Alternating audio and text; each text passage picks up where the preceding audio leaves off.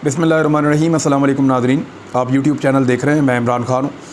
साबिक़ वज़ीर-ए-आज़म पाकिस्तान इमरान खान साहब से आज हमारी मुलाकात हुई है। कुछ और एंकर्स भी मौजूद थे। अरशद शरीफ साहब थे, समी इब्राहिम साहब थे और ख़ावर गुम्मन साहब थे, चौधरी ग़ुलाम हुसैन साहब थे और जमील फ़ारूकी साहब थे। वो फ़रिया इदरीस साहिबा थीं और कुछ और एंकर्स भी मौजूद थे। रहमान अज़हर भी आए थे बाद में और दीगर कुछ और सहाफ़ी, कईयों के नाम मुझे अभी याद नहीं हैं, लेकिन ज़्यादा लोग वहाँ पे उस मुलाकात में, राना मुबशर साहब थे, ये सब मौजूद थे वहाँ पे और उन्होंने कुछ बड़ी अहम बातें की हैं। वो बातें मैं आपके साथ शेयर कर देता हूँ इस व्लॉग में तफसील के साथ। एक तो जो सबसे बड़ा सवाल था वो ये था कि इमरान खान साहब उस दिन वहाँ पे बैठे क्यों नहीं। यानी 25 तारीख को वो निकले पेशावर से, 26 को वो पहुँचे इस्लामाबाद और सुबह बहुत बड़ी तादाद में लोग मौजूद थे। इसके बावजूद इमरान खान साहब बैठे क्यों नहीं। बहुत सारे लोग ज़ख्मी थे, बहुत सारे लोगों को चोटें लगी हुई थीं, लोगों के इवन सर फटे हुए थे। इसके बावजूद वो पट्टियाँ करवा के वहीं पे उनके पास मौजूद थे। ऐसी सूरत हाल में जब लोगों ने इतनी कुर्बानियाँ दी तो इमरान खान साहब ने वापस जाने का फ़ैसला क्यों किया।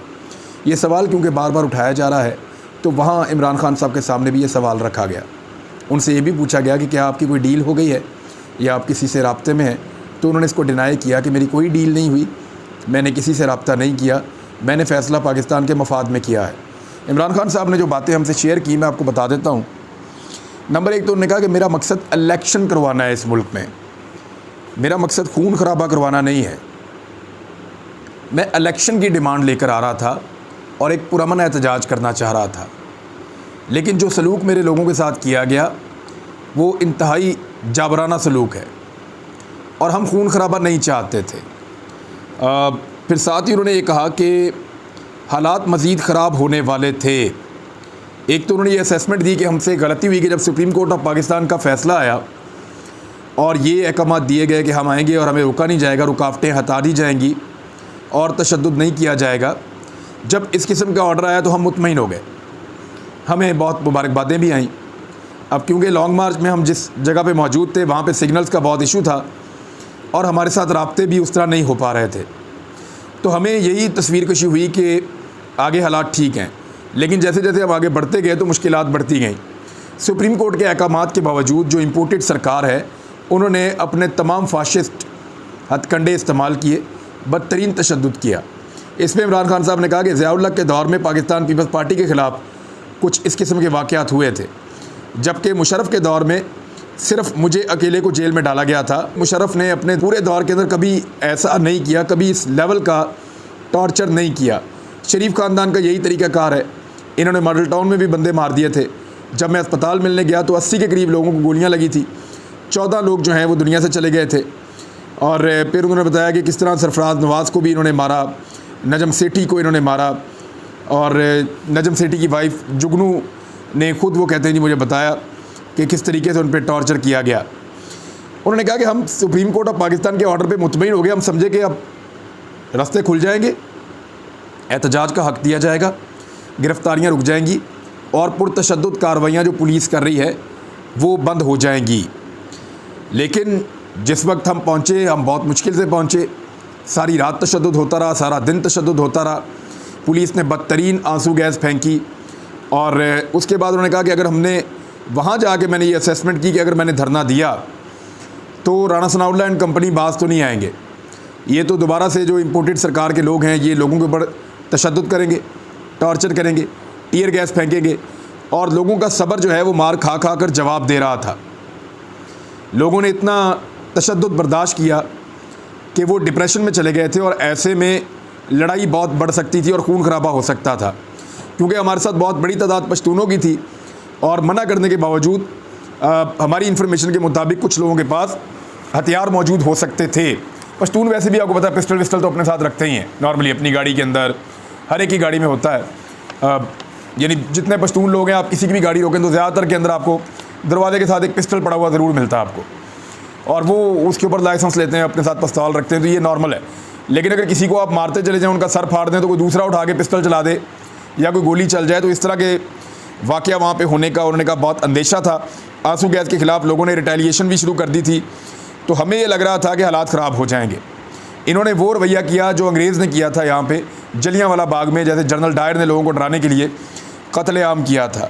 ऐसे ही इन्होंने ये सारा कुछ किया। इन्होंने पूरी कोशिश की कि डर फैलाएं, लेकिन हमारे लोगों ने बड़ी शानदार मुज़ाहमत का मुजाहरा किया। उन्होंने कहा कि जो गलत फैसले ये हुकूमत ले रही है और ये हुकूमत जिस तरह मईशत को तबाह कर रही है, इसका बोझ जो है वो एस्टेब्लिशमेंट के ऊपर भी चला जाएगा। 2 मरतबा इमरान खान साहब ने कहा कि ये फ़ौज को और इदारों को नुकसान पहुंचाएंगे और एस्टेब्लिशमेंट के ऊपर ये सारा बोझ जाएगा जो मईशत की बर्बादी हो रही है। यानी इन्होंने आते ही जैसे पेट्रोल महंगा कर दिया, जैसे डॉलर महंगा कर दिया, जैसे मईशत को तबाह कर दिया, इन चीज़ों का बोझ जो है वो पाकिस्तान की एस्टेब्लिशमेंट के ऊपर भी जाएगा और उनको इसके लिए ज़िम्मेदार ठहराया जाएगा। धांधली पे उन्होंने कहा कि 2018 में मुझे कम से कम 15 सीटें हरवाई गई हैं जानबूझकर, और ये सेंट्रल पंजाब की वो बात कर रहे थे। उसके बाद उन्होंने कहा कि अब ये FIA के बाद नैब को भी तब्दील कर देंगे। TT वाला जो केस है वो बड़ा ओपन एंड शट केस है।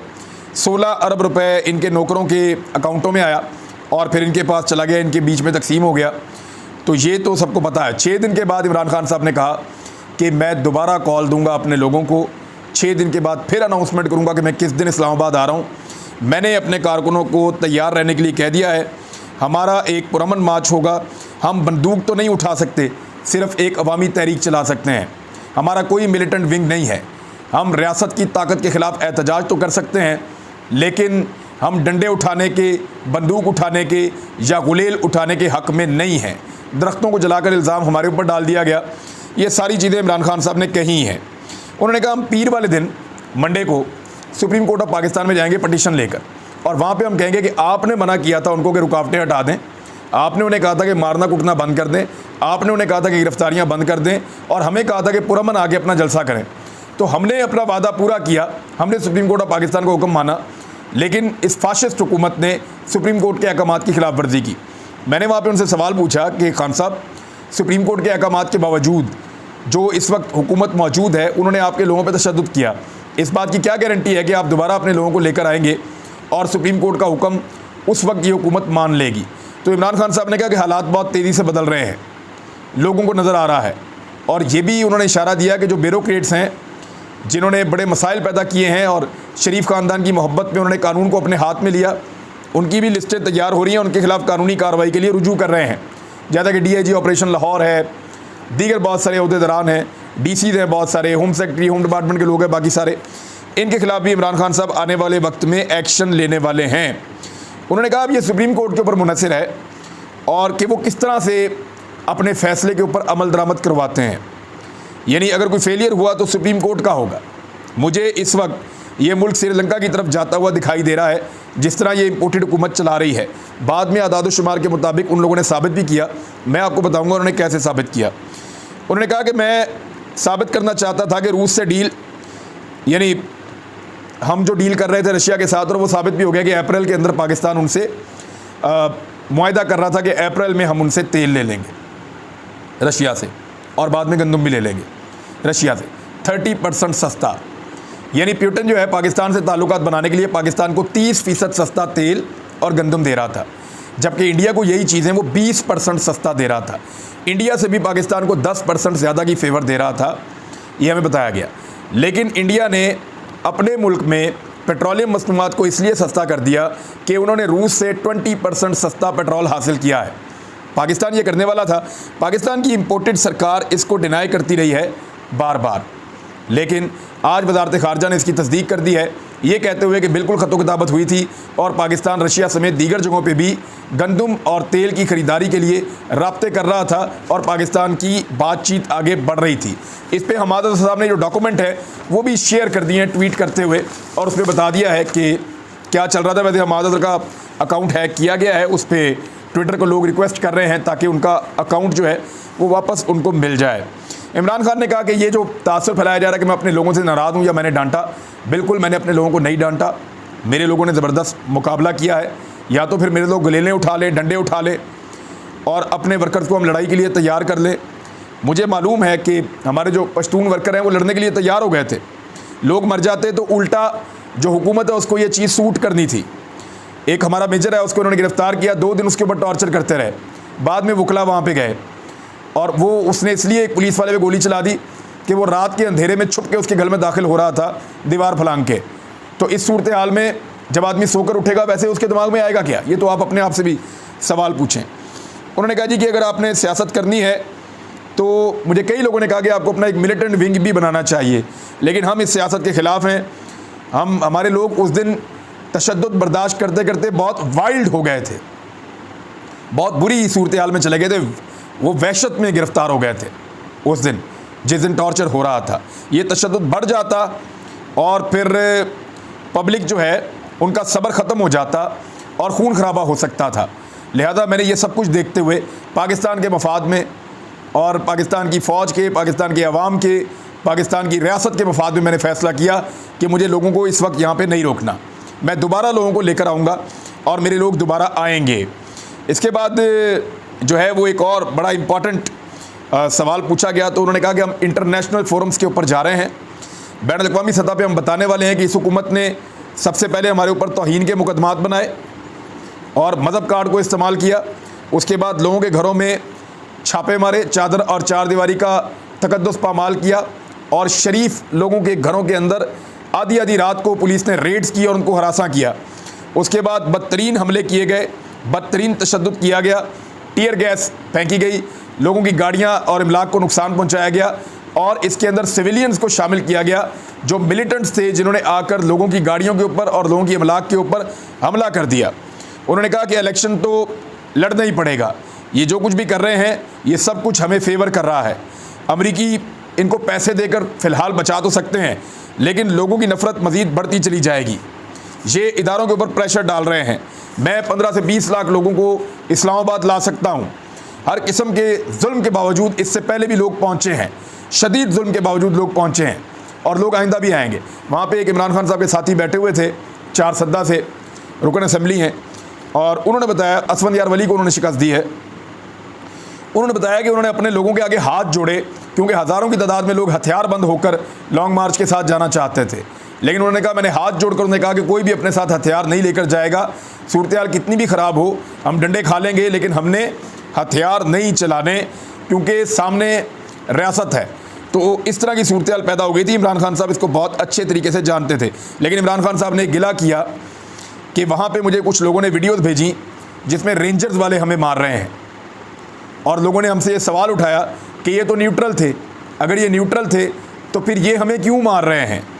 तो इस पे उन्होंने कहा कि काफ़ी तकलीफ़ हुई। और साथ ही इमरान खान साहब ने कहा कि वकला के हवाले से हमें हामिद खान के जाने के बाद, क्योंकि जहांगीर तरीन से उनका पड्डा था, वो चले गए, उनके जाने के बाद वकला सोसाइटी के अंदर में काफ़ी डेंट पड़ा। हमारे पास अच्छे और तगड़े वकला नहीं थे बदकिस्मती से, लेकिन अब हम वकला की टीम को बिल्ड कर रहे हैं, अच्छे वकला के साथ राब्ते कर रहे हैं और हैवी वेट वकीलों को लेकर आएंगे, अपने मुकदमात करेंगे और इस इम्पोर्टेड सरकार को अदालतों के अंदर एक्सपोज करेंगे। इमरान खान साहब से मैंने सवाल किया कि आप अपोजिशन लीडर राजा रियाज बन गए हैं और वो अहम तैनातियाँ कर रहे हैं शहबाज शरीफ के साथ मिलकर, तो क्या आप असम्बली में जाना पसंद करेंगे। तो उन्होंने कहा, अगर इस असम्बली के अंदर हम जाएंगे और शहबाज शरीफ के साथ बातचीत करेंगे तो इसका मतलब है कि हमने अमरीकी साजिश के सामने सर झुका लिया है। तो अमरीकी साजिश के सामने हम सर नहीं झुकाएंगे। 18 फरवरी को इनके खिलाफ फ़र्द जुर्म आयद होनी थी शहबाज शरीफ पर, आज फिर फ़र्द जुर्म आयद नहीं हुई, यानी एयरवे के ऊपर ये खबर चल रही थी कि उनकी वल्दियत का सही तरह नहीं लिखा हुआ। भाई सलमान शहबाज शहबाज शरीफ का बेटा, सारी दुनिया को पता है। फिर सलमान शहबाज का एड्रेस नहीं है, कुछ इस तरह की बातें भी आईं। तो ये बड़ा अफसोसनाक है कि एक मरतबा फिर फ़र्द जुर्म आयद नहीं हो सकी। इमरान खान साहब ने यहाँ पे फ़ौज का जो नुकसान है उस हवाले से बात की। उन्होंने कहा जी कि न्यूट्रल को सबसे ज़्यादा असर पड़ेगा इस सूरत हाल के ऊपर। अगर ये कौम फाइनेंशियली तबाह होती है तो दुश्मन को ज़्यादा फ़ायदा होगा और ज़्यादा फ़ायदा उनका इस बात पे होगा कि पाकिस्तान की फ़ौज को खुदा न खास्ता नुकसान हो जाएगा, पाकिस्तान की सिक्योरिटी कंप्रोमाइज़ होगी, जो हम बिल्कुल नहीं चाहते। चीन के साथ ताल्लुकात पे उन्होंने कहा कि हमारे मिसाली ताल्लुकात थे। प्रेसिडेंट शी ने पहली जो 3 मुलाकातें की कोरोना के बाद, उनमें से एक मुलाकात मेरे साथ की और इंशाल्लाह हमारी हुकूमत वापस आई तो चीन के साथ दोबारा मिसाली ताल्लुकात बनाएंगे। चीन सब कुछ जानता है कि पाकिस्तान में क्या कुछ हुआ और किसके कहने के ऊपर हुआ। इधर शाह महमूद कुरैशी साहब ने बताया कि फ़ेज़ 2 के जो 2 नए वर्किंग ग्रुप्स बनाए गए थे वो भी पाकिस्तान तहरीक इंसाफ के साथ चीन ने बनाए थे।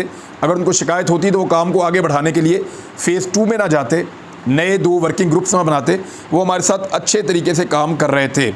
शाह महमूद कुरैशी ने एक और चैलेंज किया कि अयाज सादिक ने, एहसन इकबाल ने और मलिक अहमद ख़ान ने ये हलफ देकर कहें कि क्या इन्होंने मुझे नहीं कहा कि नवाज शरीफ से लेकर नीचे तक हम सब असम्बलियाँ तहलील करने पर तैयार हो गए हैं 19 जून को असम्बलियाँ तहलील कर देंगे, 5 अक्टूबर को इलेक्शन की तारीख दे देंगे।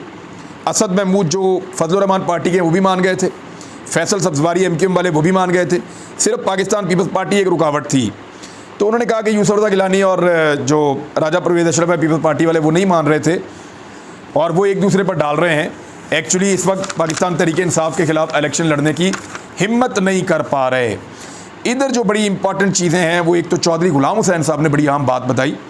उन्होंने कहा कि आर्मी चीफ़ ने चौधरी गुलाम हुसैन साहब को ये बताया और उन्होंने हल्फन ये बात की कि आर्मी चीफ़ ने जनरल कमर जवेद बाजवा ने चौधरी गुलाम हुसैन साहब को, जो एक जर्नलिस्ट हैं, उनको ये खुद बताया कि जो CPEC की पहली सरमायाकारी आई थी उसमें से जो 19 अरब डॉलर्स आए थे उनमें से 9 अरब डॉलर्स जो हैं वो नून लीग की हुकूमत खा गई थी।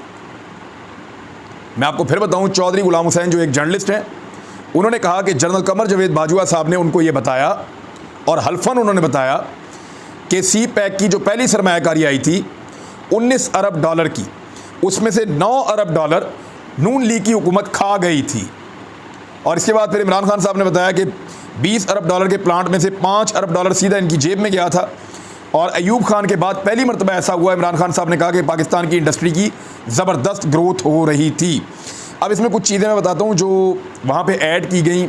हमाद अज़हर मौजूद थे, तो ये टेक्निकल चीज़ें हैं लेकिन आपको जानना ज़रूरी है। उन्होंने बताया कि यूरो बॉन्ड का रेट इमरान खान साहब के दौरे हुकूमत में 6% पर था, इस वक्त 30% पे पहुँच गया है। 6% से 30% पे पहुँच गया है। ये अलार्मिंग है, पाकिस्तान दिवालिया हो सकता है। श्रीलंका में 8% से 45% पर पहुँचा था तो श्रीलंका डिफ़ॉल्ट कर गया था।